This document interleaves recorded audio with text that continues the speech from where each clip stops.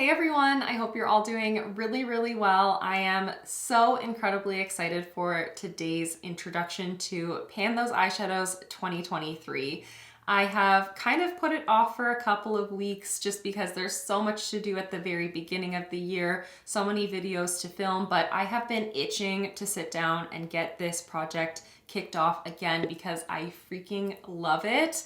I wrapped up my 2022 Pan Those Eyeshadows at the kind of beginning to middle of November, if I recall correctly, and so it's been 2 months. It's been 2 months without that project, and as much as it's been fun to just delve into my eyeshadow collection and play with it in a more natural kind of way, just see what I want to gravitate towards. And surprisingly, I've been able to hit pan on several of my eyeshadows in this last couple months, but I am so ready to get back on into Pan Those Eyeshadows because there's something about it that just makes me feel really sparked with creativity and inspiration with the eyeshadow collection that I already have in a way that I have been kind of missing over the last couple of months. I've not been feeling that connection to my collection where I want to explore and I want to try new things as much as I think this project really pulls me into and really makes me kind of do. Because if you're not familiar with this project pan, it is a project where you randomize eyeshadows from your collection, or there's different avenues, different ways that you could do it.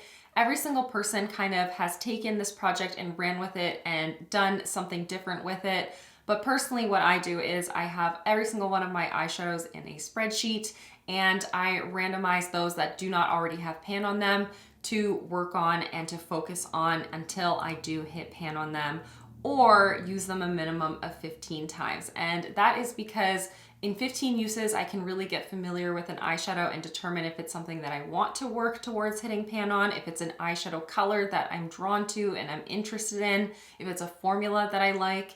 And at 15 uses, I really do know at that point whether it's something I want to focus on or not, but I haven't committed myself too far and like for too much time that it's like I might as well work towards hitting pan on it at this point.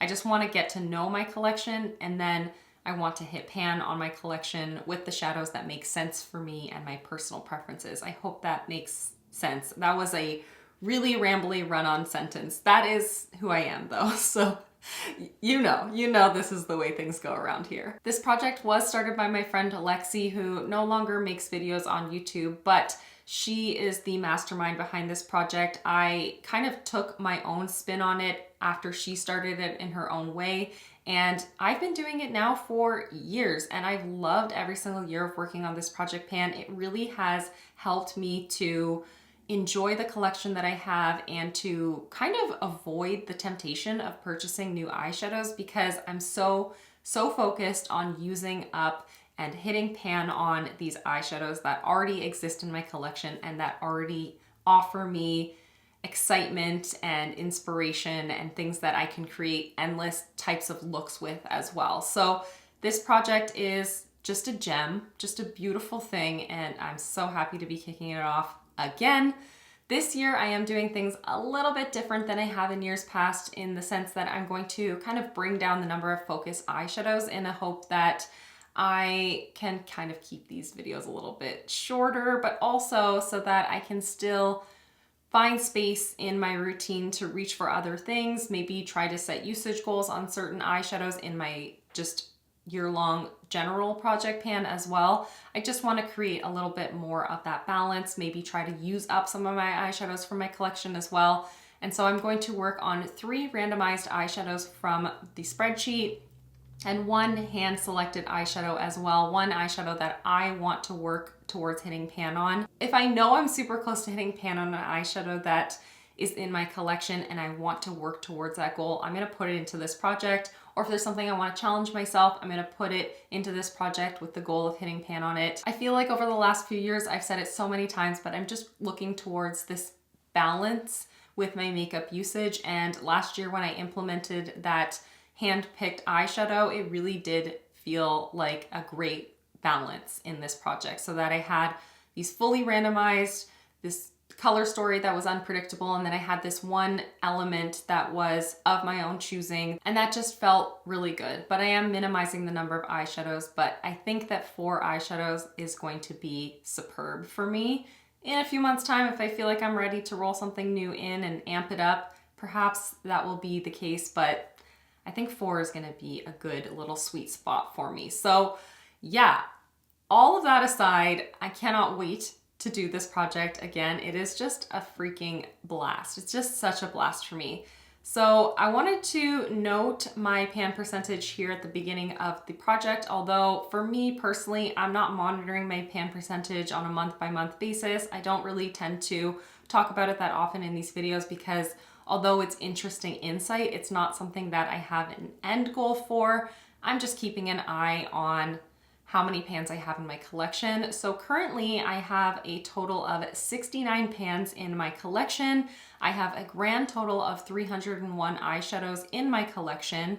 And so that equates to a 22.9% pan percentage, which is superb. As a quick reference point, I'm not going to say this in every single one of my updates, but I do have 232 eyeshadows in my collection that are eligible for this project, things that I don't have pan on yet. And so I have put every single one of those 232 eyeshadows into a wheel on the Tiny Decisions app here. It's super easy if you do this project or any like randomized project and you would rather have the prompts like in a wheel. All you have to do is literally when you create a new wheel, you just add multiple options and you can just copy and paste from your spreadsheet and it will add them all as individual line items. And it's super easy that way. I've had a couple questions about that. We're gonna pull the first 3 eyeshadows that we're gonna be working on and then I'll select my personal pick. So let's pick the first shadow together. Alrighty, so the first eyeshadow is from the Melt Millennial Pinks. This is the Flamingo Dream eyeshadow. This palette has never been in this project and it's really underutilized, so this should be interesting. So the first eyeshadow that I'm gonna be working on comes from this palette right here. This is the Melt Millennial Pinks palette. As I said, don't really use this too much. It isn't the most well-used looking palette in my collection, but it's one that I want to get more use out of, so this is a great start for that. The shade that I selected is called Flamingo Dream, which is this one right here. It looks like a kind of peachy, kind of coral tone, but I remember previously using this and finding that it actually turned out very, very pink on my eyes. So there is a swatch of it. Just like all other Melt mattes, it is very, very pigmented. So I think this is gonna take an extra long time to actually hit pan on. There's not a ton of usage. I think I've used it maybe 3 times previously. So there's a little bit of use that's apparent on it just simply from swatching it, but not really from anything else. So yeah, super excited to delve into this and hopefully get more usage on the entirety of this palette in the meantime as well. Let's pull the next eyeshadow. So the following shade is going to be, oops, sorry. Also from Melt, it is the Smoke Sessions palette shade Black Widow. Ooh, okay, is that a metallic or is that a matte? I think it's a matte, and the mattes in that palette are daunting. So here we have Smoke Sessions, and I haven't yet looked inside to see which one is called Black Widow, but I'm a little bit nervous. Oh, it is one of the metallics, but it is one of the more challenging metallics. This is a very textured metallic. So this is what the palette is looking like. As you can see, I do have quite a bit of pan in here. And the shade that I've selected is this one called Black Widow. And it is like this super dirty green shade. And it's really textured. Like there is a lot of chunky fallout happening right now, but that is what Black Widow looks like. 100% this is my kind of tone. It's like a grungy, greeny, mustardy, golden situation, and now I know I don't look like that's my vibe in today's look. I actually created this look doing a palette bingo, so keep your eyes out for that, but in my day-to-day, when I am choosing what my eyeshadow vibe is going for, more often than not, I am drawn to this kind of color. But this one in particular is going to be challenging. I'm not sure that I'll be able to hit pan on it. I may end up just going for that 15 use kind of minimum and going from there and deciding whether or not I want to hit pan, because it is just really difficult. I've heard countless times from so many other people that this palette is very challenging, and I do agree it is very challenging to work with, but it can be remarkable and beautiful if you have the patience for it. Should be interesting. There's not a ton of apparent usage on it. I will share with you some close-ups of all the shades, but yeah, it's pretty even across the entirety of the pan. You can tell that it's been swatched a couple times, but otherwise it's not been used that extremely at all. And so for my final randomized selection, let's do this. Let's see what we got coming up. So the final shade that I'm going to be working on that's randomized is a newer eyeshadow to my collection, and it comes from my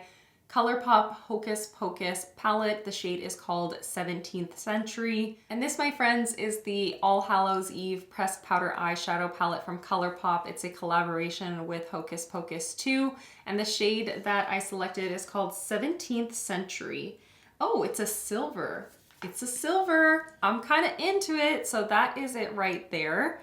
I don't really play with silvers that often, but I actually feel like that's going to be a super fun shade to implement into a variety of looks. I think that's going to be such a fun like inner corner or, you know, entirety of the lid kind of shade. So this is what it looks like here. It looks like it's just a true silver. I did use this a few times when I first got this palette because it is something that feels super unique and exciting and different for my collection. So I was really drawn to it when I first got this palette for that very reason. However, in saying that, I do think that the Millennial Pinks also has a silver in it. Yeah, but it's more of like a bluey kind of silver. This one right here, it's a bit more on the blue side. So this one's more of a true and more sheer silver. I think that's gonna look incredible paired with either of these shades right here. So this is an interesting selection of tones. I'm going to have to take a few minutes to go through my collection and decide what I want to pair with these shades. So this left me a little stumped, not gonna lie, because this color palette is kind of disconnected and I want to have something that kind of bridges between all of them, if not the majority of them. But the shade that I chose, I don't think it really vibes with any of these eyeshadows. I don't know, maybe I'll just have to play around and see if it's possible. But this is one that I have had for such a long time and I really want to see more progress on it. It does have a little bit of a dip, and this is a Colourpop pressed powder shadow from eons ago. Long ago. I'm fairly certain this is discontinued. This is the shade High Strung. And I do think this will go really well with that corally shade. It's kind of like a kind of warm, almost rose golden bronze tone. It definitely has this vibe where it leans a little bit pinky, but if I pair it with other shades, it can pull a little bit more neutral. It's sort of like a bronze meets a copper meets a rose gold sort of situation. And yeah, I just think it's such a beautiful shade. It's really underutilized in my collection and I can't wait to see a dang pan in it. So I'm going to be working on this for the next few months. I think this will take me a while to hit pan on. In fact, I think every single one of these shades is going to be quite a challenge for me because they're all underutilized shades in my collection. None of them have that apparent of progress, especially the one from Millennial Pinks and the one from the Colourpop palette. Those are virtually untouched, unused eyeshadows. Smoke Sessions is also barely ever been touched, but High Strung is probably the most used out of all of these. However, it is so incredibly pigmented that I really feel like it's going to take me a long time to make substantial progress on. So we're kicking it off with a major challenge, but I'm super excited to play with all four of these eyeshadows, see how they pair with other eyeshadows from my collection as well. And I'm going to be tracking the uses, taking pictures of every single look that I create with these as best as I can remember to do so.